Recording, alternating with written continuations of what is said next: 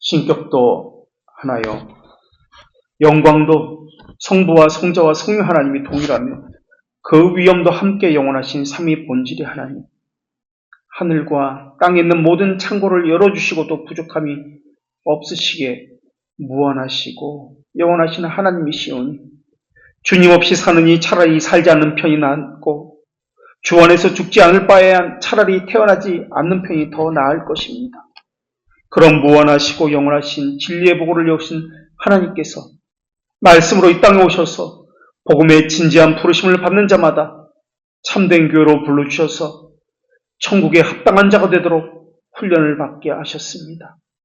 또 영생과 안식을 약속받은 자마다 포도나무이신 그리스도에게 접붙임을 받게 하셨고 주 안에서 영원한 양식을 먹게 하셨고 동일하고 같은 고백을 하게 하셨습니다.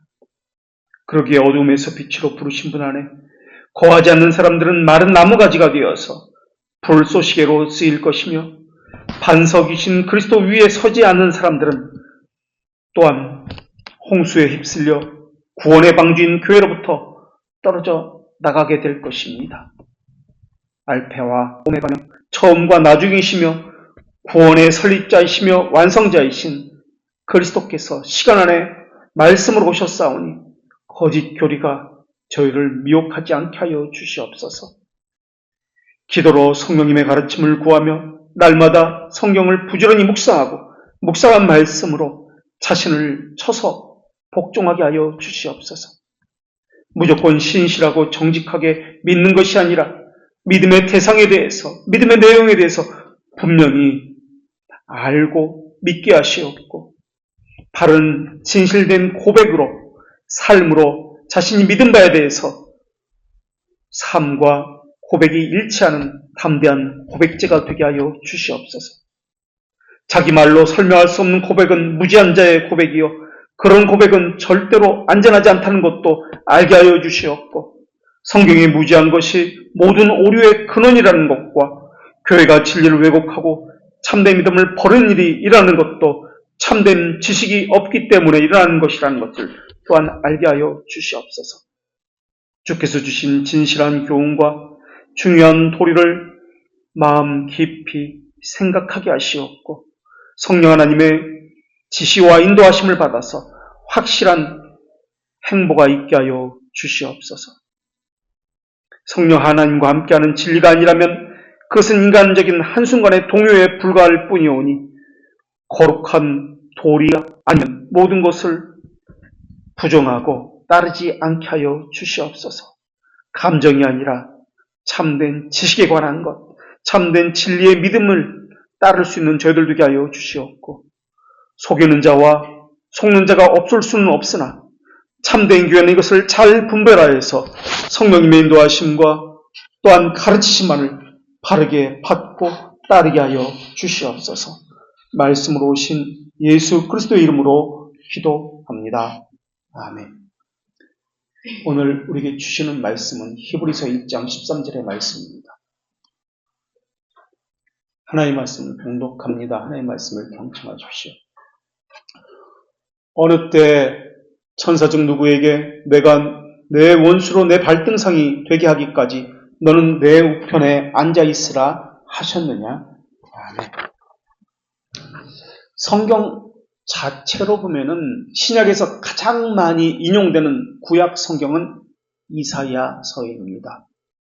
그런데 이것을 성경 전체로 말하지 않고 그러니까 구절이나 장을 가지고 보면은 오늘 본문의 인용구인 시편 110편은 구약의 어떤 구절이나 장보다도 가장 많이 인용되는 본문이 시편 110편의 본문입니다. 그렇다면 왜 신약에서는 가장 많이 시편 110편을 인용하고 있을까요? 그 이유는 다른 것이 아닙니다. 왕과 제사장직이 그리스도에게 어떻게 나타나는지 보여주는 것이 시편 110편이기 때문에 그렇습니다. 그래서 시편 110편을 인용해야만 아담에서 그리스도에게까지 이어지는 왕적 제사장직을 설명할 수 있기 때문에 그렇습니다. 그래서 오늘은 복음서에 나타난 특별히 마가복음을 통해서 그리스도의 왕적 제사장의 모습을 살펴보게 될 것입니다. 구약의 전체 줄거리는 제사장이면서 통치자인 아담이 계속해서 또 다른 아담의 모습으로, 다른 양태로, 다른 인물로 아담의 모습이, 그 사역이 계속해서 나타난다는 점이 구약의 이야기입니다. 그래서 이러한 왕적 제사장의 모습이 때로는 한민족으로서, 그러나 아담이 상징하는 왕적 제사장의 모습을 계속해서 나타나고 이어지고 있다는 점입니다. 그러면서 하나님 나라의 성취에 소망을 기대하는 모습들이 지속적으로 끊이지 아니하고 나타납니다. 그래서 하나님의 나라의 성취를 언약이라는 관점으로 풀어갑니다. 그런데 특별히 히브리서에서 이것이 두드러지게 명확하게 가장 잘 드러나고 있습니다. 그렇다면 다른 성경에는 왕적 제사장의 모습이 나타나지 않는가? 그것은 또한 아닙니다. 복음서에서도 그리스도의 왕적 제사장의 모습이 나타납니다. 특히 예수님께서 마지막 그 때를 보내시면서 시편 110편을 2번이나 언급하시면서 그 모습이 선명하게 드러납니다. 마가복음 12장 36절에서 성전에서 예수님은 가르치실 때 자신이 다윗의 자손이라는 것을 밝히면서 시편 110편 1절 이것을 인용하십니다. 그러니까 오늘 본문의 말씀을 인용하신다는 말이에요. 그리고 마가복음 14장 62절에서 마지막으로 대제사장에게 신문을 받으실 때 다시 한번 시편 110편 오늘 본문의 1절에 이 말씀을 인용해서 자신이 그 메시아다라는 것을 말씀합니다. 마가복음에서 처음 시작은 하나님의 아들 예수 그리스도의 복음의 시작이다라고 시작합니다. 그러나 복음서에서 누가복음 1장 33절 출생을 설명할 때, 마태복음 21장에서 예루살렘 입성을 할 때 왕의 모습은 선명하게 드러나고 있습니다. 그러나 그리스도께서 지상에서 공생애의 사역을 하실 때 제사장이었다라고 구체적으로 밝힌 곳은 없습니다. 지상 사역을 하실 때 왜 예수님께서는 제사장이라는 말씀을 하지 않았을까요? 왜냐하면 예수님께서는 레위 지파 계열이 아니었기 때문에 더더욱 제사장이라는 사실을 밝히지 않았다고 웨스민스터 신앙백서 8장 4항에서 그렇게 우리에게 가르치고 있습니다. 왜냐하면 율법에 의하면은 레위 계열의 제사장만이 제사장을 할 수 있기 때문에 그렇습니다. 그러니까 예수님은 레위 계열이 아니었기 때문에 제사장이다 라는 것을 밝힐 수가 없었던 것입니다. 그래서 제사장직을 처음으로 밝히는 것이 히브리서입니다. 제사장직은 더더욱 자신의 죽음을 통해서 화목제물, 희생제물의 개념이 가지고 있기 때문에 그 전에는 드러날 수 없었을 것입니다. 그래서 히브리서 5장 5절 이하에서 그리스도의 제사장직과 죽음을 연결해서 이렇게 말씀하고 있습니다. 그가 아들이시면서도 받으신 고난으로 순종함을 배워서 온전하게 되셨은즉 자기에게 순종하는 모든 자에게 영원한 구원의 근원이 되시고 하나님께서 멜기세덱의 반차를 따른 대제사장이라 칭함을 받으셨느니라 라는 말씀입니다. 아들이면서도 고난으로 순종함을 배웠다라는 말씀은 예수 그리스도께서 모르는 것이 있었기 때문에 새로운 것을 배운다는 말씀이 아닙니다. 이 말씀은 단순히 인간성의 체험으로 이해하셔야 합니다. 예수님께서 알지 못하는 것이 있어서 새로 배워야 했다면 그분을 전능하신 하나님이라고 해서는 안 될 것입니다.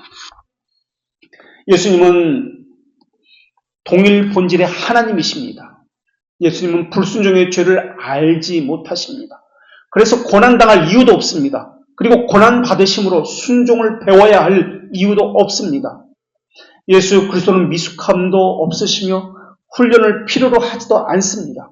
그렇기 때문에 예수 그리스도는 고난을 통해서 새로운 순종을 배운 것이 아니라 새롭게 무언가를 알게 된 것이 아니라 아들이면서도 고난을 통해서 순종을 배웠다는 이 말씀은 낮아졌다는 의미로 해석을 해야 합니다. 그러니까 예수님의 그 제사장의 직무는 낮아짐, 비하를 통해서 나타났습니다. 이런 뜻입니다. 왕의 직무는 승기를 통해서, 높아짐을 통해서 나타내셨습니다. 이런 뜻을 가지고 설명하고 있는 것입니다.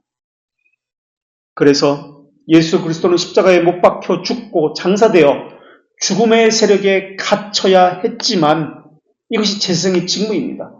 죽어야 했고 자기 몸을 드려야 했습니다. 그러나 왕의 직무를 또한 행해야 했습니다. 왕의 직무는 무엇입니까? 제사장의 직무는 희생이고 자기 죽임입니다. 왕의 직무는 이기는 겁니다. 왕의 직무를 위해서는 그 몸은 죽었지만 죄와 사망에게 굴복해서는 안 됩니다. 그렇기 때문에 예수님의 몸은 죽어서 장사되었지만은 그 몸은 부패되어서는 안 되어야 했습니다. 그래서 웨스트민스터 8장 4장 3절에서 십자가에 못 박혀 죽고 장사되어 죽음의 세력에 갇혀 있어야 했지만은 그 몸은 부패되지 아니하였다라고 가르치고 있습니다. 이것이 말하고자 하는 것은 제사장 직무와 왕의 직무가 동시에 예수님에게서 나타난다는 뜻입니다. 그래서 왕적 권한을 가지고 계셨기 때문에 죄와 사망의 권세에서 승리자가 되어야 했습니다. 그래서 예수님께서는 죽기 전에 그 몸과 동일한 몸을 가지고 죽은 자 가운데에서 부활하신 것입니다. 그러니까 그 말은 땅에 묻혔을 때도 그 몸은 썩지 않았다. 하나도 부패하지 않았다라는 의미입니다. 그래서 웨스트민스터 8장 4장 4절에서 이렇게 고백하는데 그분은 3일 만에 고난을 겪었을 때와 동일한 육체로 죽은 자 가운데서 일어났습니다라고 가르칩니다. 그러나 예수님의 몸은 이전과는 동일한 육체였지만은 본질에서는 죽음 이전과 부활 이후의 몸은 달랐습니다. 심에서 달랐습니다. 영광스럽게 변화된 몸에서도 부활에서도 달랐습니다. 그래서 이것에 대해서 웨스트민스터 대교리 문답 52문 1항에서 이렇게 가르치고 있습니다. 그리스도는 죽음에서도 부패되지 않았고 본질적 특성으로 고난을 받은 동일한 육체를 가지고 실제로 자신의 영에 연합된 그분이 자신의 권능으로 3일 만에 죽은 자 가운데서 다시 일어남으로 부활해서 높아졌다라고 가르치고 있습니다. 그러니까 영광스러운 몸이 말하고자 하는 것은 사망이 없는 몸입니다. 이 생에 속한 연약함이 없는 몸으로 부활하셨다라는 것을 의미하고 있습니다. 또 예수님의 부활은 성부 하나님이나 성령 하나님에 의해서 또는 다른 존재에 의해서 일으킴을 받은 것이 아니다라는 것을 분명히 가르치고 있습니다. 그렇다면 예수님의 부활은 어떤 부활이었습니까? 예수님 스스로 자신의 권능에 의해서 그래야 왕적인 사역을 하기 때문에 그렇습니다. 왕적 사역을 통해서 죄와 사망을 예수님 스스로 이기시고 굴복하지 아니하시고 부활하셨다. 이것이 신앙고백서와 대교리 문답의 가르침입니다. 그래서 대교리 문답 52문에 분명하게 자신의 권능으로 죽은 자 가운데서 일어나셨다라고 가르치고 있습니다. 이것은 하이델베르크 45문에서도 공략해 가르치고 있습니다. 그러니까 제사장직이 말하는 것은 희생제물입니다. 그래서 희생제물을 드려서 자신의 몸을 희생제물로 드려서 하나님의 정의를 만족시켰습니다. 하나님은 선한 것에게 상을 주시고 악한 것에 벌을 내리셔야 합니다. 예수님께서 이 하나님의 정의를 자신의 몸을 대신 드려서 만족시켰습니다. 그리고 죽음을 이기시고 사단 권세로부터 그 자녀를 구속하셨습니다. 그래서 복음서에서는 곳곳에서 그리스도의 왕직에 대해서는 이야기하고 있습니다. 그러나 아직 끝부분에 죽으심이 나오기 때문에 아직 제사장직에 대해서는 침묵하고 있는 것이 복음서입니다. 그렇다고 복음서에서 제사장직에, 예수 그리스도의 제사장직에서 침묵하고 있다고 해서 예수님의 제사장 사역을 하지 않은 것은 아닙니다. 너무나 곳곳에 예수님의 제사장직 숨겨져 있습니다. 예수님의 지상 사역 자체는 죄를 이기시고 사망 권세를 이기시는 왕적 사역이지만 동시에 자신을 드리는 제사장적 사역이기 때문에 그렇습니다. 복음서는 예수 그리스도의 왕적 제사장직의 사역을 말하기 위해서 하나님의 복음과 하나님의 나라에 대한 선언으로부터 시작합니다. 특별히 복음서 중에서 마가복음은 처음 시작에 먼저 말씀드렸듯이 예수 그리스도 복음의 시작이다 라고 하면서 마가복음이 시작됩니다.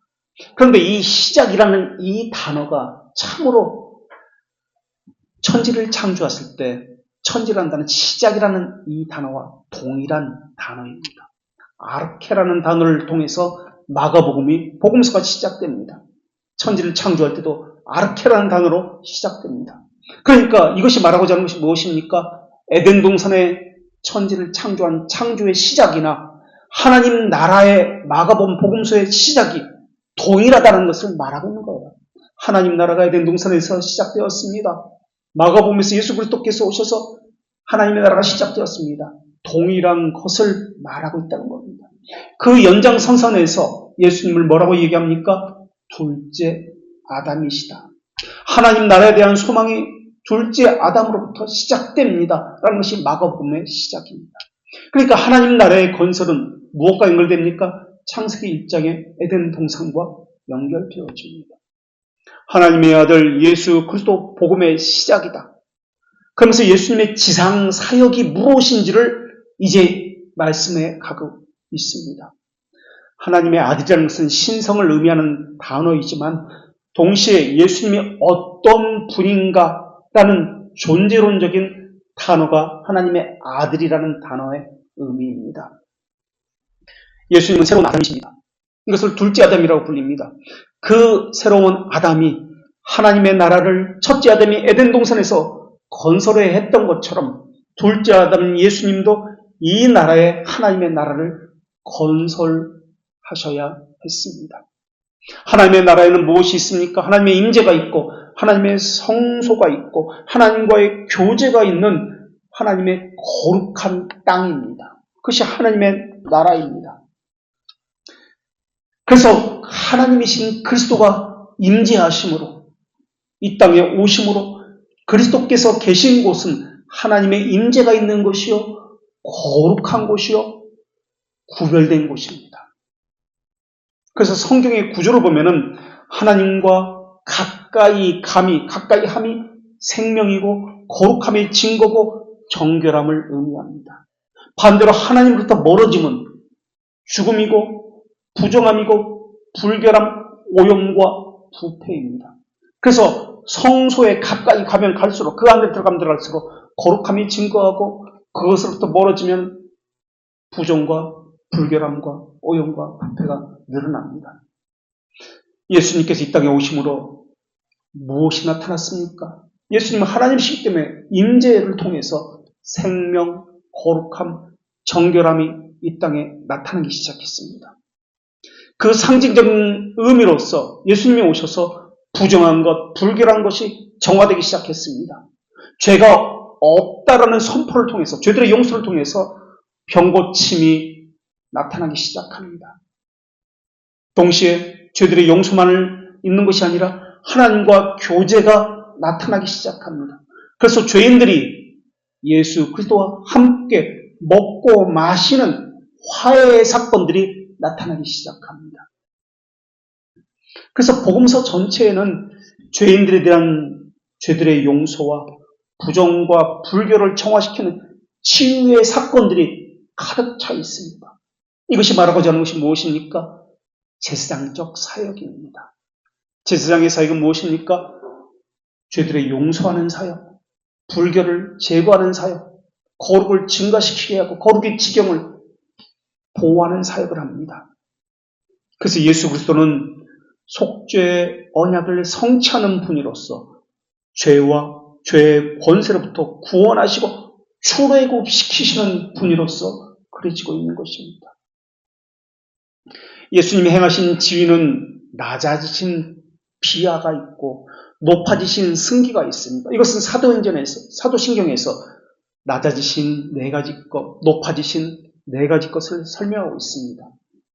낮아지신 지위로 대표적인 것이 십자가 사역이라고 우리는 알고 있고, 부활하신, 승귀하신, 높아지신 그 사역 가운데 대표적인 것이 부활이라고 우리는 생각하고 있습니다. 죄들을 사하시고, 죄인들을 구원하시고, 하나님의 나라와 그 백성들을 돌아게 하시는 사역은 십자가 사역을 통해서 나타나는데, 이것은 하나님 나라의 회복을 의미합니다. 그리고 예수님께서는 자신의 피를 언약의 피라고 말씀하셨습니다. 언약의 피, 이것이 말하고자 하는 것이 무엇입니까? 죄들의 용서와 관련되어 있다는 뜻입니다. 그리고 하나님의 나라의 백성들로 다시 돌아오게 한다는 의미를 가지고 있습니다. 그래서 마태복음 26장 28절에서 이것은 죄 사함을 얻게 하려고 많은 사람을 위하여 흘리는 피, 나의 피, 곧 언약의 피니라라고 말하고 있습니다. 예수님은 하나님이신데도 자신의 삶에서 율법에 자신을 종속시킴으로써 율법의 요구를 완전하게 만족시키셨습니다.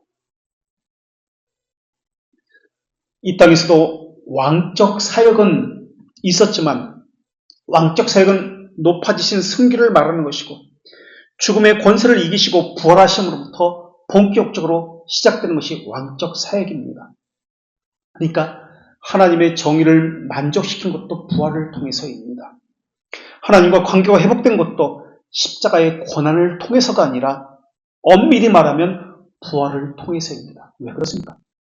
부활이 그분의 하나님의 정의를 만족시키게 했습니다. 왜 그렇습니까? 왜 십자가가 아니고 부활입니까? 대교리문답 52문 2항에서 우리에게 이렇게 가르치고 있습니다. 부활로 그분이 성자 하나님이심을 선포하셔서 하나님의 정의를 만족시켰고 십자가가 아닙니다. 하나님의 정의를 만족시킨 것은 부활이라고 그렇게 가르치고 있습니다. 죽음과 그 죽음의 권세를 가진 마귀를 정복했고 산자와 죽은 자의 주님이 되셨으며 그들의 칭의를 위해 공인된 교회의 머리로 향한 모든 것이 은혜로 고무하여 적들을 향해 항거하는 것을 후원하고 마지막 죽은 자 가운데서 그들의 부활을 그들에게 확인시킴으로 부활에서 높아졌다라고 가르칩니다. 부활로서 죽음의 권세 정복했습니다. 그리고 산자와 죽은 자의 주님이 되셨습니다. 그래서 우리가 주님이라고 부를 때는 십자가보다도 엄밀히 말하면 부활과 관련됩니다. 칭의를 위해서 우리에게 공적인 보증이 되신 것도 부활과 관련됩니다. 이것과 관련해서 그래서 시편 110편에서는 하나님의 나라를 도래시킬 왕적 제사장을 설명하고 있습니다. 그래서 제사장 사역도 중요합니다만은 왕적 사역을 동반하지 않는 제사장 사역은 어떤 의미에서는 무의미합니다. 그래서 시편 110편 1절에서 내가 너의 원수들로 내 발판이 되게 하기까지 너는 내 오른쪽에 앉아 있으라. 왕의 사역에 대해서 이야기하고 있는 겁니다. 원수를 이기는 것, 사망 권세를 이기는 것이 왕적 사역이기 때문에 그럽니다. 그래야 하나님의 나라가 오며 하나님의 통치가 온전하게 이루어지기 때문에 그렇습니다. 십자가의 죽음은 제사장적 사역을 죄를 위한 속죄제물이 되게 하셨습니다. 그러나 이것만으로 하나님의 나라가 오게 할 수 있는 것은 아닙니다. 왕적인 통치가 있어야만 하나님의 나라가 오고 그것을 다스리시기 때문에 그렇습니다. 그래서 제사장 사역만 가지고는 안 됩니다. 왕적인 사역이 함께 있어야 됩니다. 물론 왕적 사역이다, 제사장적 사역이다 이런 구분 자체가 무의미합니다. 나눈다면 그렇다는 말입니다. 예수님의 사역에는 왕과 제사장의 사역이 모두 함께 나타납니다.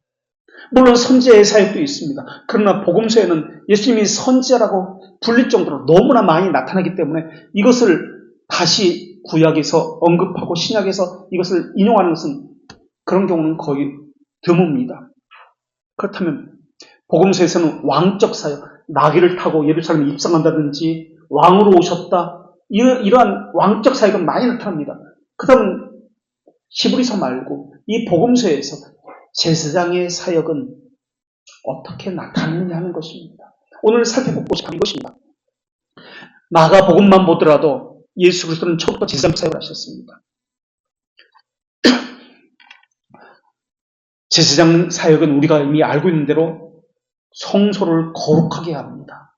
부정한 것과 불결한 것을 구별해서 불결한 것은 제거하는 사역을 하는 것이 제사장 사역입니다. 그다음 예수님께서는 복음서에서는 자신을 제사장이라고 밝히지 않았습니다만은 어떻게 제사장적 사역을 했습니까? 어떤 것을 정결하게 하고 어떤 것을 거룩하게 하셨습니까? 물론 최종적으로는 십자가에서 죽은 이후에 사흘 만에 부활하셨으므로 죽음을 이기시고 사망 권세를 물리치시는 거룩하게 하는 사역을 하셨습니다.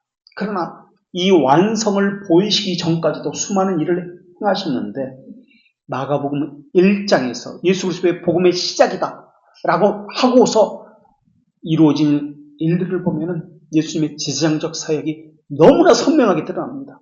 예수님은 자신이 제사장이라는 말은 안 했지만 그 사역을 통해서 자신이 제사장 직분을 행하고 있다는 것을 너무나 많이 보였습니다.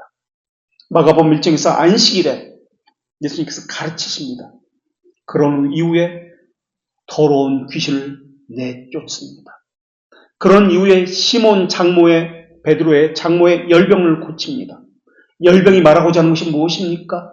레위기 26장 15절 말씀에 보면은 하나님의 죄를 멸시하며 마음에 하나님 법도를 싫어하여 모든 계명을 준행하지 아니하고 하나님의 언약을 배반하면 하나님이 내리시는 질병이 열병이다 라고 레위기 26장 16절에 그렇게 기록하고 있습니다. 열병이 상징하는 것이 무엇입니까? 하나님을 배반하는 것, 언약을 어기는 것, 죽음과 사망의 상징적인 것이 열병입니다. 하나님 말씀에 불순종할 때 하나님께서 징계하시는 것이 열병입니다. 예수님께서 귀신을 내어쫓습니다. 그리고 열병을 내어쫓습니다. 이것이 말하고자 하는 것은 사탄의 세력을 멸하는 것, 불순종을 내어쫓는 사역을 했다는 의미입니다. 그러면 마가복음 1장 40절부터 율법에서 가장 불결하고 더럽다고 여겨지는 사람이 어떤 사람입니까? 어떤 질병입니까? 나병입니다. 나병 환자를 고치기 시작합니다. 그리고 2장에서는 마가복음 2장에서는 어떤 병들을 고칩니까? 중풍병자의 병을 고치면서 동시에 병만 고친 것이 아니라 죄들을 용서하십니다. 그리고 안식일의 주인이 예수님이다라는 것을 밝히십니다. 그리고 마가복음 3장에서는 안식일에 회당에 들어가서 손 마른 사람을 고치십니다. 안식일에 그것도 회당 안에서 손 마른 사람을 고친다. 이것은 랍비들이 금하는 것입니다. 그런데도 예수님은 회당에서 그 손 마른 사람을 고칩니다. 부정한 것을 고칩니다. 정결케 하는 사역입니다. 그런데도 서기관들과 바리새인들은 안식일을 범했다고, 율법을 범했다고 예수님을 몰아붙입니다. 왜냐하면 아주 위독한 생명을 살리는 일을 안식일에도 할 수 있습니다. 그러나 지금 손 마르는 것은 생명과 관련된 것이 아니기 때문에 안식일을 피해서 다른 날에도 할 수 있다고 율법에는 규정하고 있기 때문에 그렇습니다. 그래서 예수님은 그 사건이 있은 이후에 마가복음 7장에서 정결규례를 다시 제정하십니다. 정결규례가 어떤 것이 다시 제정을 하시고 설명을 하시고 다시 7장에서 귀신을 내어쫓습니다. 성전에서 가르치실 때 대제사장 앞에서 신문 받을 때 예수님은 시편 110편 1절을 인용하면서 자신이 다윗이 고백한 그 주다, 멜기세덱의 계열을 따르는 그 제사장이다라는 것을 넌지시 암시하고 있습니다. 이것이 복음서 전체, 마가복음의 전체 줄거리요 또한 제사장적 사역을 나타내는 부분입니다. 예수님은 하나님의 나라의 사역을 선포하러 오셨습니다. 그리고 하나님의 나라를 위해서 거룩과 정결 사역을 하셨습니다. 그리고 제사장직의 사역을 이것을 하신 것입니다. 그래서 예수님의 발이 내딛는 곳은 하나님의 임재를 의미하기 때문에 하나님의 임재가 있는 곳은 정결해지는 겁니다. 부정한 것, 불결한 것이 쫓겨나가는 것입니다. 그래서 마가복음에서는 예수님은 때가 찼고 하나님의 나라가 가까웠다고 하면서 세대의 요한의 외침으로 왕적 제사장이 등장했다는 증거들을 보이기 시작합니다. 그래서 마가복음 1장에서는 예수 그리스도의 왕적 통치를 알리는 예고를 통해서 구약의 두 구절을 인용함으로 시작합니다. 하나는 말라기 3장 1절에 나오는 주의 길을 예비하는 언약의 사자를 말하고, 그 다음 다른 하나는 이사야 40장 3절을 인용하면서 마가복음이 시작됩니다. 이사야 본문 40장 3절은 외치는 자의 소리여 이르되 너희는 광야에서 여호와의 길을 예비하라, 사막에서 우리 하나님의 대로를 평탄하게 하라라는 말씀입니다. 이것이 말하고자 하는 이미지가 무엇이 생각나게 합니까? 광야에서, 사막에서 하나님의 대로를 평탄하게 하라. 이 말씀은 출애굽의 하나님 나라의 건설과 관련된 이미지를 떠오르게 합니다. 그러니까 출애굽한 백성들이 하나님의 나라의 그 백성으로서 거룩하게 하고 정결하게 하는 사역을 이제 한다라는 것을 떠오르게 하는 것입니다. 그래서 예수님의 나라는 하나님의 나라인데 죄의 억압과 권세에서 출애굽한 백성들이 있는 나라입니다. 언약의 제사를 통해서 그 나라가 통치되는 것을 보여주는 나라입니다. 그래서 마가복음은 하나님의 나라와 연결시키고 있습니다. 그리고 그 나라의 백성들은 십자가를 통해서 얻은 죄들의 용서함을 받은 백성들이 있는 나라입니다. 마가복음은 그래서 나라와 연결되어 있고 제사장 직분과 또한 연결되어 있습니다. 그 나라는 예수 그리스도가 왕으로서 다스리는 나라입니다. 하나님의 임재가 있는 그곳은 거룩한 곳이고 죄가 없는 곳이며 부정한 것과 불결한 것이 없는 나라입니다. 그래서 그 나라는 죄들의 용서가 있고 부정한 것과 불결한 것을 내쫓고 치유되고 회복이 있는 나라입니다. 그래서 예수님은 성전에서 그리고 대제사장 앞에서 성전, 대제사장, 율법, 이것이 말하고자 하는 것이 제사장과 관련되어집니다. 시편 110편 1절을 인용합니다. 그래서 진정한 성전이 어떤 분인지, 진정한 제사장이 어떤 분인지, 그리고 하나님의 땅인 에덴 동산을 정결하게 하시는 분이 어떤 분인지, 그것을 통치하는 분이 어떤 분인지 시편 110편 1절을 인용하면서 밝히고 있는 것입니다. 그래서 예수님의 사역이 말하고자 하는 것은 모든 원수를 발 아래 두게 하는 것입니다. 하나님의 통치가 이루어지면서 하나님의 나라가 이루어진다는 것을 보이는 사역이 예수님의 사역입니다. 그래서 예수님께서는 성전에서 그리고 대제사장에서 자신이 바로 멜기세덱의 서열을 따른 영원한 제사장이다라는 사실을 말씀하셨던 겁니다. 자, 이제 이것을 하나하나 살펴보기 위해서 복음서로 들어가서 하나하나 사건마다 살펴보겠습니다. 예수님은 마가복음 1장에서 귀신을 내어쫓았습니다. 이것이 첫 번째 사역입니다. 안식일에 회당에 들어가서 가르치고 있었습니다. 그런데 그 회당 안에, 회당이 말하고자 하는 것이 무엇입니까? 회당 밖이 아니라 지금 이 장소는 회당 안입니다. 그런데 더러운 귀신이 회당 안에 있습니다. 하나님의 말씀이 있는 곳이 회당입니다. 하나님의 말씀이 있다는 것은 거룩하고 정결해야 합니다. 부정이 있어서는 안 됩니다. 그런데 더럽고 부정한 귀신 들린 사람이 회당 안에 들어와 있습니다. 성경은 이 남자가 귀신 들렸다고 분명히 말씀하고 있습니다. 하나님의 말씀이 선포되고 있습니다. 가르쳐주고 있습니다. 그런데 이때 갑자기 하나님의 말씀이 들려지고 있는 이때 더러운 귀신 들린 그 한 남자가 먼저 소리를 질러 외치기 시작합니다. 방해하는 거예요, 예배를.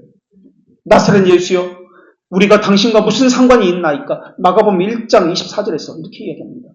우리를 멸하러 왔나이까? 나는 당신이 누군 줄 아노니 당신 하나님의 거룩한 자이니다. 당신은 하나님의 거룩한 자이다.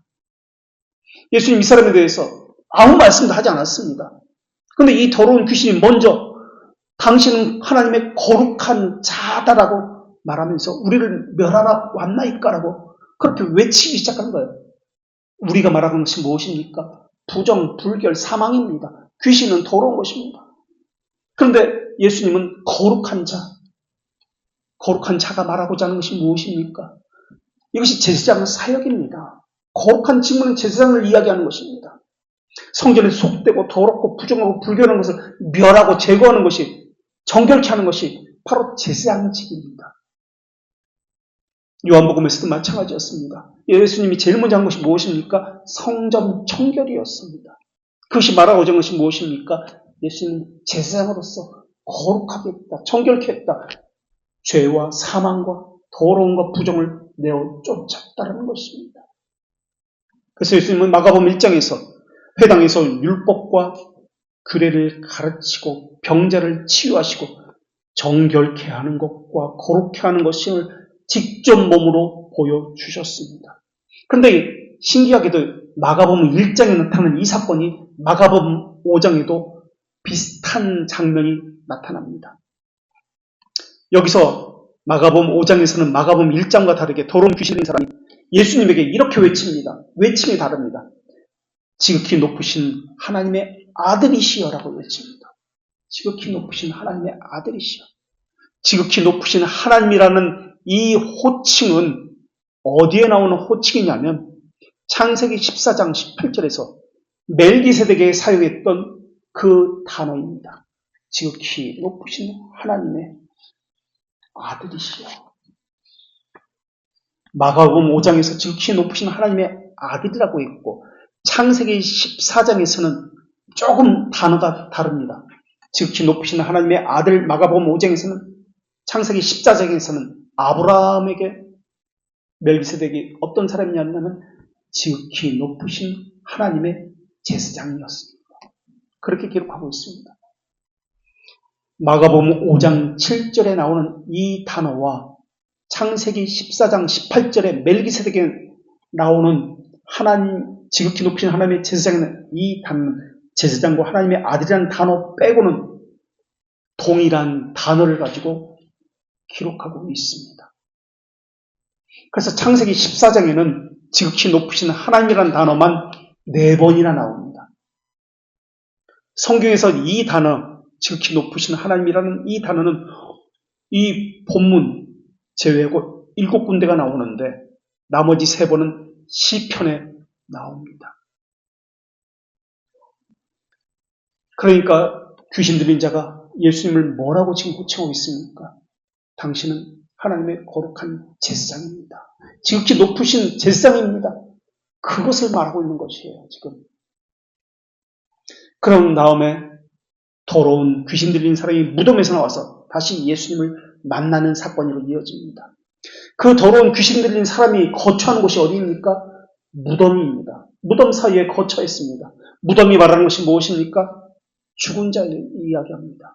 시체, 부정함, 죽음, 멸망. 율법은 뭐라고 이야기하고 있습니까? 죽은 자, 시체를 만지지도 말고 가까이 하지도 말라라고 이야기하고 있습니다. 만났다. 다시 말하면 죽음과 예수님은 생명, 정결, 거룩, 구원입니다. 죽음과 거룩이, 생명이 만납니다. 마가복음에서는 사람이라고 단수형으로 기록하고 있는데 병행 본문인 누가복음 8장 27절에서는 귀신 들린 자 하나가 라고 하면서 어떤 사람이라는 의미로 기록하고 있습니다. 또 다른 병행 본문인 마태복음 8장 28절에서는 귀신 들린 자 2명이라고 기록하고 있습니다.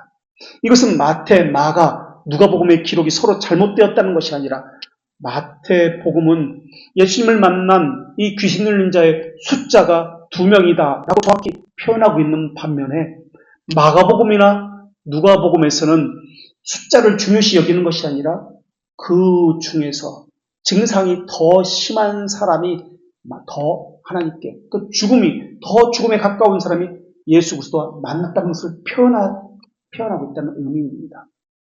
그런데 마가복음에서는 마태복음에도 없고 누가복음에도 없는 단어가 하나 더 첨가되어 있습니다. 그것은 더러운 귀신 들린 자라는 더러운이라는 단어입니다. 더러운이라는 단어가 의미하는 것이 무엇입니까? 의식적인 부정함, 도덕적인 부정함, 모든 부정함을 통틀어서 사용된 단어가 더러운 귀신 들린이라는 단어입니다. 이 더러운 귀신 들린 이 사람은 거룩한 영인 성령이 함께하지 않습니다. 오히려 더럽고 부정한 영이 함께합니다. 그런데 이 무덤에 사는 이 귀신 들린 더러운 이 사람이 죽음과 죽음에서 나온 부정과 불결과 관련된 이 사람이 예수님을 만납니다. 예수님의 대수적 죽음과 대조가 되는 이 사람들입니다. 그런데 이 단어가 예수님께서 베드로의 발을 씻겨 주시면서 목욕한 자는 발밖에 씻을 필요가 없느니라 온몸이 깨끗하여 졌느리라 할 때 깨끗하여 졌다. 이 깨끗한 단어와 정반대되는 단어가 더러움이라는 이 단어입니다. 그 예수님이 씻어줬을 때 깨끗하게 되었다. 죄들의 용서함을 받았다. 거룩이 임했다. 생명이 임했다. 거룩과 정결과 관련된 단어가 씻어주었다라는 단어라면 구속사역을 의미하는 단어라면 반대로 더러운 영은 그것과는 대조가 되는 그러한 단어입니다. 그러니까 더러운 영들이 먼저 예수님이 어떤 분인지에 대해서 지금 고백하고 있어요. 바리새인과 다른 사람들은 예수님이 어떤 분인지를 전혀 모릅니다. 그런데 더러운 귀신 들린 자들은 예수님이 어떤 분인지 어떤 사역을 하는지 알고 있습니다.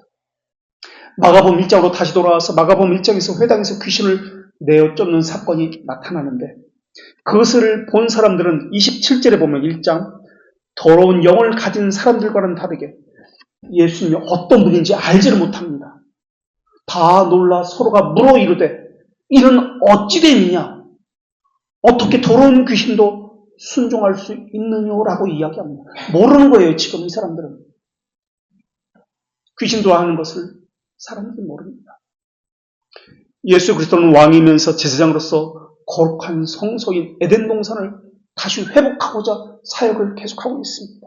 그래서 하나님의 거룩한 성소를 만들기 위해서 더러운 영을 내쫓고 그것을 다시 거룩한 곳으로 만드시는 사역을 하고 있습니다. 그리고 그 거룩한 분이 그것을 통치하고자 하십니다. 그런데 회당에 있는 사람들, 아직 예수님이 어떤 분인지 몰라요. 회당에 안에 있는 사람을 이야기합니다. 지금 귀신 들리는 사람이 회당 안에서 지금 벌어지고 있습니다. 회당 안에 있다는 것은 어떤 사람들을 이야기합니까? 하나님에 대해서 안다고 하는 사람, 메시아를 기다리는 사람입니다. 말씀에 대해서 알고자 하는 사람, 갈급한 사람들이 회당 안에서 예배하고 있습니다. 하나님의 아들이 지금 왕적 제사장으로서 하나님의 나라에 대해서 가시적으로 눈을 보였는데도 이 사람들은 어떤 분인지 예수님에 대해서 모르고 있습니다. 이것이 말하고자 하는 것은 또한 귀신 들린 사람과 대조를 보이고 있습니다. 더러운 영을 가진 이들도 아는 예수 그리스도를 너희는 왜 모르냐라고 이야기합니다. 이것을 히브리서 1장 3절에서 이렇게 표현하고 있는데 이는 하나님의 영광의 광채시요 그 본체의 형상이시라. 그의 능력의 말씀으로 만물을 붙드시며 죄를 정결하게 하시는 일을 하시고 죄를 정결하게 하는 일을 하시고 높은 곳에 계신 지극히 크신 이의 우편에 앉으셨느니라. 이때 히브리서 1장 3절에 죄를 정결하게 하다라는 이 단어가 마가복음 1장과 5절에 나오는 지금 더러운 귀신이다 할 때 더러움과 반대가 되는 단어입니다. 예수님이 이 땅에 오셔서 하시는 일이 무엇입니까? 정결케 하는 사역을 하십니다. 더러운 귀신과 상관된 일을 하게 하는 것이 예수 그리스도이십니다. 서로 대조가 되는 이미지가 지금 마주하고 있습니다. 정결과 더러움이 마주했습니다. 원래 율법에 보면 부정함과 마주하면 어떻게 됩니까? 불결과 접촉되면 어떻게 됩니까? 그 접촉한 그 사람도 부정해지고 불결해지고 더러워집니다. 그런데 예수님은 지금 불결과 사망과 마주하고 있습니다. 율법에 의하면 시체를 접촉한 사람은 부정해집니다. 근데 예수님은 하나님이시기 때문에 부정한 것도 정한 것으로 만드시는 분입니다. 이것은 그렇기 때문에 단순히 부정과 정결이 만나는 것이 아니라 히브리서에서 우리가 살펴본 것처럼 1장 3절에서 볼 것처럼 정결케 하시는 사역을 하고 계십니다. 라는 것을 말하고 있는 겁니다. 그러니까 불결하게 하는 사역의 더러운 귀신, 이들은 불결하게 하는 사역을 합니다. 그러나 예수님은 정결하게 하는 사역을 합니다. 그러니까 마가복음에서 말하고자 하는 것이 무엇입니까? 그리스도의 구속, 정결케 하는 사역을 반대하는 영이 지금 예수님과 마주하고 있습니다라는 것을 말하고 있습니다. 더러운 귀신들은 마가복음 3장 11절에서 보듯이 어느 때든 예수님 앞에 달려가서 그 발 아래 엎드려 부르짖어서 당신은 하나님의 아들이다라고 외쳤습니다. 예수님은 율법에 의하면 제사장적 사역을 해서는 안 됩니다. 레위 지파가 아니기 때문에 그렇습니다. 그런데도 예수님은 성소를 정결케 하는 사역을 지금 하고 계십니다. 이것이 말하고자 하는 것이 무엇입니까? 멜기세덱의 계열을 따라 새로운 왕적 제사장이 오셔서 그 일을 했다는 것을 보여주고 있는 것입니다. 그래서 예수님께서는 성전에서 대제사장 앞에서 자신이 영적, 왕적, 멜기세덱의 제사장이다라는 것을 밝히고 있는 겁니다. 그래서 그것을 밝히기 위해서 마가복음 1장부터 거룩한 교회에서, 회당에서, 성소에서 영적 더러움을, 불결함을 제거하는 사역을 하는 것입니다. 예수님의 사역은 두 가지였습니다. 하나는 더러움과 부정에서 하나님의 교회를, 그 더러움을 하나님의 교회에서 제거하는 일을 하셨습니다. 그리고 또 한 사역은 예수님이 어떤 분인지를 알려서 그들 사이에 있는 만연한 무지를 내어 쫓는 사역을 하신 겁니다. 하나님이 어떤 분인지 바르게 알게 하는 사역을 하게 하신 겁니다. 하나님의 형상과 관련된 사역을 하시는 거예요. 자, 귀신을 내어 쫓는 후 또 사건이 있습니다. 계속해서 우리는 마가복음을 살펴보고 있습니다. 순서대로 시몬 장모의, 베드로의 장모의 열병을 고칩니다. 이 열병은 말라리아나 장티푸스와 같은 질병입니다. 신명기 28장 15절에 의하면 열병은 먼저 읽었듯이 여호와의 말씀을 순종하지 아니하여서 하나님께서 내리는 징계, 저주의 벌입니다. 베드로 장모가 걸린 열병의 종류가 무엇인지 분명히 알 수는 없습니다. 의사 출신인 누가가 쓴 누가복음에서는 고온이 동반하는 중한 열병이다라고 자세히 설명합니다. 유대인들은 이 병을 뼛속의 불이라고 불렀습니다. 그러니까 높은 열을 동반하는 심각한 병으로 아마도 갈릴리의 그 풍토병이라고 보여집니다. 그런데 시몬의 장모가 누워있다라고 했을 때 이 누웠다라는 단어가 미완료 과거형으로 기록되어 있습니다. 이 말은 이 병으로 인해서 오랫동안 누웠다, 고생했다라는 의미입니다. 예수님이 오셨는데 지금 누워있습니다. 왜냐하면 열병이 들었기 때문에 그렇습니다. 열병이 들었다는 하나님을 대적하고 불순종했던, 언약을 지키지 못했던 그 사람이 오랫동안 그 상태로 누워있었습니다. 그런데 생명이시고 거룩하신 그분이 오셔서 그 열병을 내쫓아 주신 것입니다. 그래서 열병이 들어서 아무것도 하지 못하고 누워있다와 열병이 떠나가자 즉시 일어나서 수종들더라 라는 말씀이 대조를 이루고 있습니다. 예수님 하신 것이 무엇입니까? 부정과 죽음을 치유하여 주시고 예수님을 즉각적으로 섬기도록 해주신 것입니다. 여기서 열병이 떠나고 라는 이 단어는 아파켄이라는 단어입니다. 떠나고. 법적인 의미에서 이 단어가 말하고자 하는 것은 이혼하다, 결별하다, 법적으로 이제 완전히 남남이다. 그런 개념으로서 버리고 떠났다는 의미입니다. 열병을 인격화시켰습니다. 그래서 떠나다라고 지금 기록하고 있습니다. 부정, 불결, 죽음, 저주, 죄의 권세, 사망이 인격화되어서 떠났다.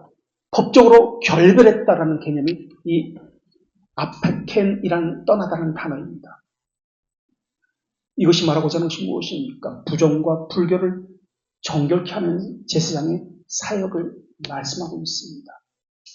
그런데 이 베드로 장로의 열병이 떠나갔다, 나갔다라고 하지 않고 떠나갔다고 했습니다. 이 아페켄이라는 단어가 계속해서 어디에 사용되었냐면 귀신이 내어 쫓겨났다, 귀신을 내어 쫓았다 라고 할 때도 이 단어가 동일하게 사용되었습니다. 베드로 장로의 열병을 치유한 다음에 나오는 것이 마가복음 1장의 후반부에 나병 환자에 대한 치유 사건입니다. 한 나병 환자가 예수님께 와서 꿇어서 엎드려 간구하면서 자신을 깨끗하게 하고 이야기합니다. 율법에서 가장 부정하다고 일컬어지는 나병 환자입니다. 그런데 그 나병 환자가, 율법에 가장 저주받고 부정한 그 나병 환자가 거룩한 제사장이신 예수님 앞에 나와서 꿇어 엎드려 자신을 깨끗하게 해달라고 합니다. 왜 예수님에게 나옵니까? 레위기에 보면은 13장 6절에 보면은 어떤 사람이나 어떤 사물을 거룩하고 부정하고 정결하고 결정을 내리는 것이 누구입니까? 누구의 사역입니까? 누구한테 가서 부정한지 정결하게 되었는지 누구에게 물어야 하는 것입니까? 제사장입니다.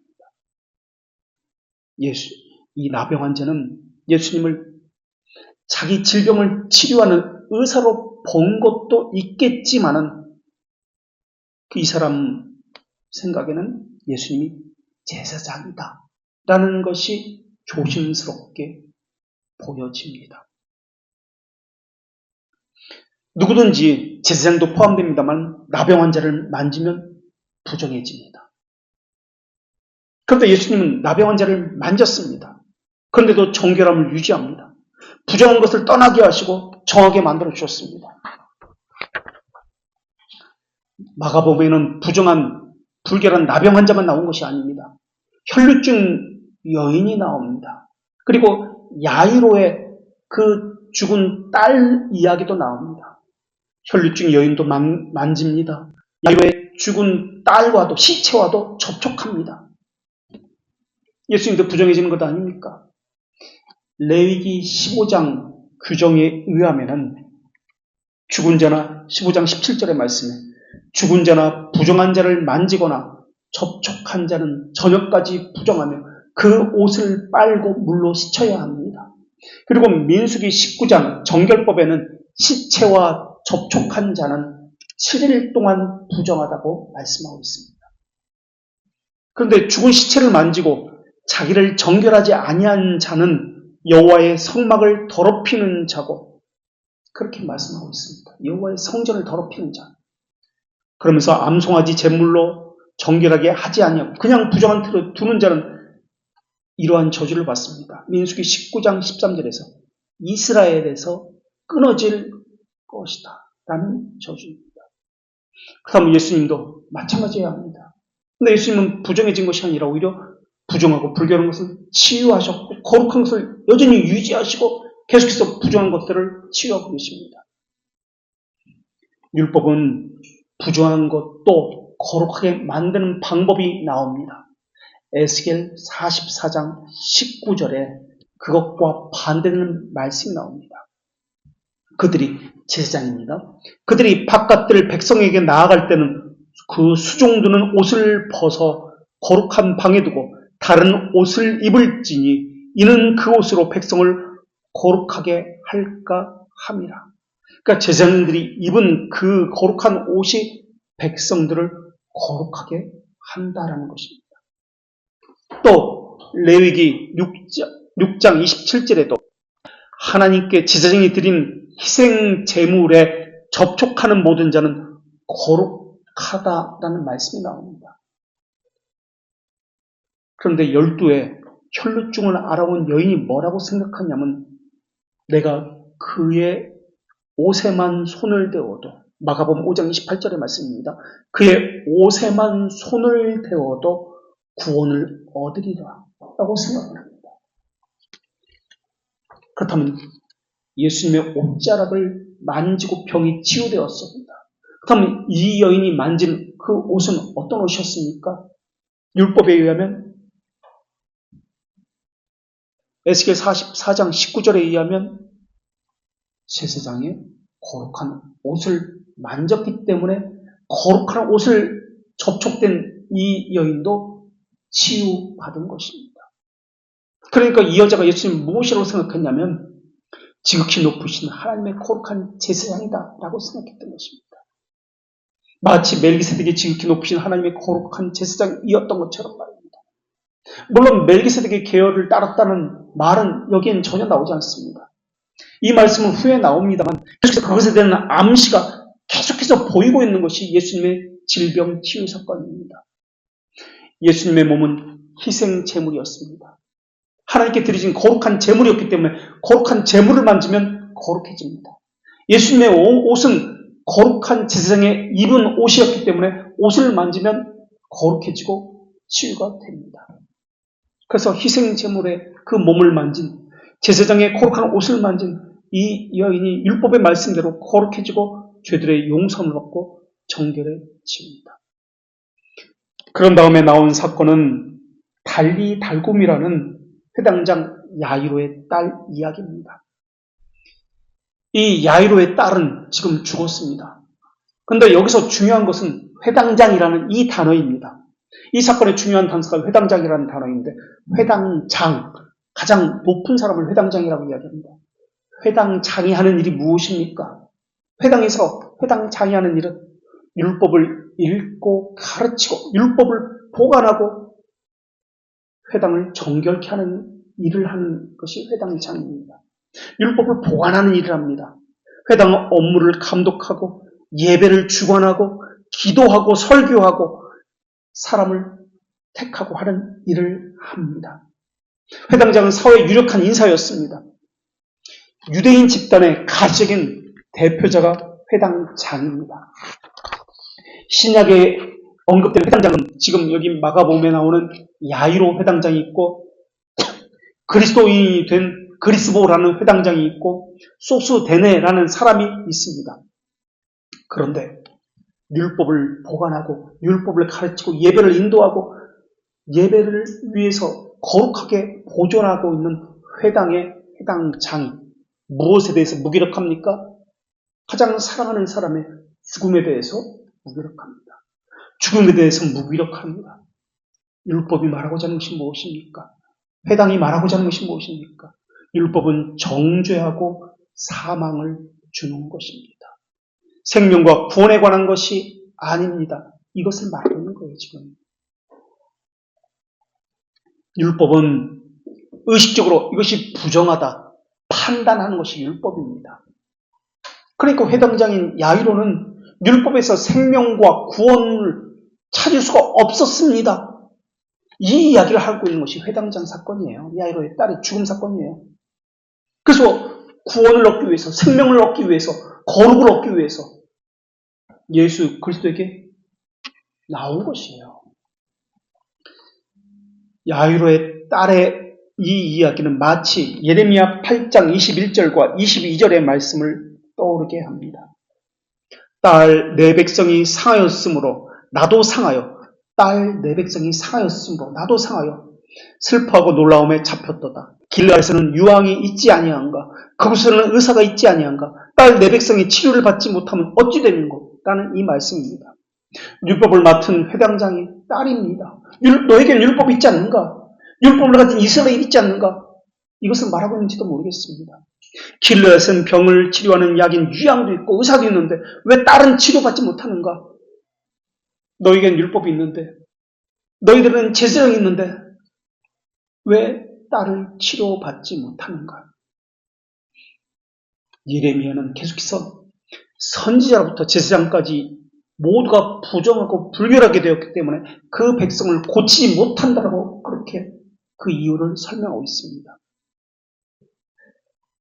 예레미야 8장 10절에 그들은 가장 작은 자로부터 큰 자까지 다 욕심내며 선지자로부터 제사장까지 다 거짓을 행하고 그들이 딸 내 백성의 상처를 가벼이 여기면서 말하기를 평강하다 말한다라고 기록하고 있습니다. 그러나 실제로는 평강이 없습니다.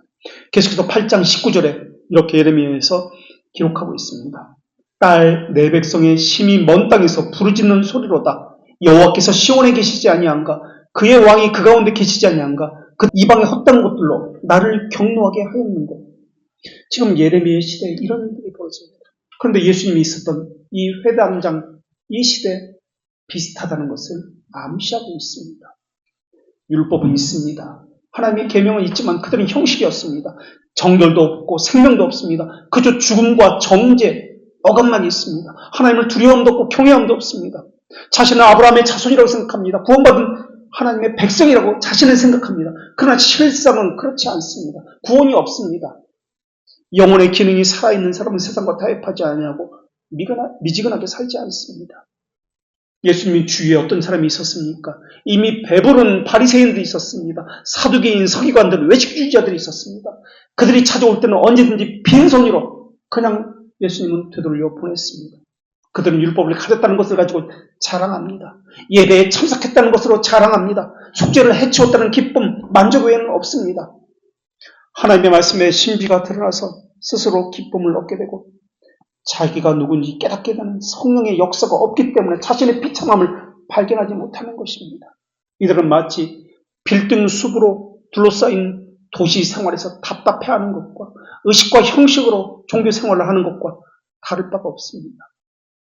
말씀의 깊이가 어떤 것인지 깨닫지를 못합니다. 자신의 죄를 발견하고 그 비참함에 대해서 애통해하고 예수 그리스도의 자비함을 바라는 것이 전혀 없습니다. 그저 형식적으로 종교 생활을 할 뿐입니다. 왜 하기 싫은 겁니까? 왜 하지 않는 것입니까? 죽은 자는 아무리 말해도 움직이지 않기 때문에 그렇습니다. 열병에 걸려서 누워있는 베드로 장모처럼 예수님이 오셔도 누워있는 것이 당연하기 때문에 그렇습니다. 혈류병에 걸린 여인처럼 예수님의 옷자락에 손만 대면 치유받을 것이라는 소망을 가졌다면 예수님의 옷을 만지고자 모든 사람의 다 해치고 나아갔을 것입니다. 오직 하나님의 뜻만을 원한다면 그리스도께서 의에 굶주린 사람을 대하시듯이 예수님은 그들에게 찾아가서 친절하게 자비를 베풀어 주셨을 것입니다. 모든 사람이 성령을 갈망한다고요? 교회 다니는 사람이 모두가 다 참된 신자라고요? 모두가 그리스도를 원한다고요? 정말 과연 그럴까요?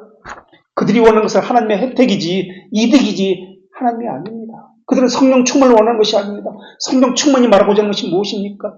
무언가 채워졌다는 뜻이 아니라 베드로의 장모처럼 혈류증 여인처럼 야이로의 딸처럼 성령 충만이라는 말은 즉각적인 순종이라는 뜻입니다. 즉각적으로 순종하고 수종 들었더라. 이게 성령 충만이라는 개념입니다. 그들은 말로는 성령 충만을 말하고 있지만 머릿속은 형식만 있습니다. 예수님이 오신 이유는 그들을 치료하기 위해서였습니다. 동시에 바리새인과 같은 형식적이고 외식적인 자들을 정죄하고 심판하기 위해서였습니다. 그래서 외식적이고 형식적인 자들을 그냥 내버려 두십니다. 예수님은 치유사건과 관련해서 바리새인과 여러 논쟁을 통해서 왕적 제사장이심을 보여주셨습니다. 그리고 혈중 걸린 여인에게 딸아 내 믿음이 너를 구원하였으니 평안히 가라. 내 병에서 놓여 건강할지어다. 그리고 회당장 야이로의 딸에도 소녀야 일어나라고 이야기하십니다. 평안을 이야기합니다. 일어나라라고 말씀하십니다. 평안이 말하고자 하는 것이 무엇입니까? 무엇의 결과죠? 평안은 죄들의 용서에 대한 열매입니다. 죽음이 상징하는 것이 죄입니다. 죽음에서 이제 해방되었다. 평안히 가라. 일어나라 라고 말씀하십니다. 죄들의 용서를 받은 사람은, 칭의를 받은 사람은 어떻게 합니까? 왕이신 예수 그리스도에게 즉각적으로 순종합니다. 이게 자발적인 순종이에요. 베드로 장모가 그랬고 12의 혈류증으로 고통받던 여인이 그랬습니다. 지금 야이로의 딸이 순종하고 있습니다. 칭의를 받았기 때문에. 딸입니다. 모두가 다. 베드로의 장모도 여자고 혈류증으로 고통받던 여인도 그렇고 야이로의 딸도 모두가 여자입니다. 공통점입니다. 딸이 말하고자 하는 것이 무엇입니까? 아까 예레미야에서 읽었던 것처럼 이스라엘을 이야기하는 것입니다. 이스라엘 백성들을 딸이라고 표현하고 있습니다. 그러니까 하나님의 말씀에 모든 이스라엘 백성들을 상징적으로 보여주는 것이 이 딸입니다. 그런데 마가복음 1장에서 이런 치유 사건을 하셨는데 그들은 즉각적 순종했습니다. 그런데 2장에서는 예수님과 바리새인들, 서기관들이 긴박한 대립을 합니다. 이들은 모두 불순종하는 자였습니다. 율법을 맡아 가지고 있는 자입니다. 이것은 다음 주에 이어서 계속해서 말씀을 나누도록 하겠습니다.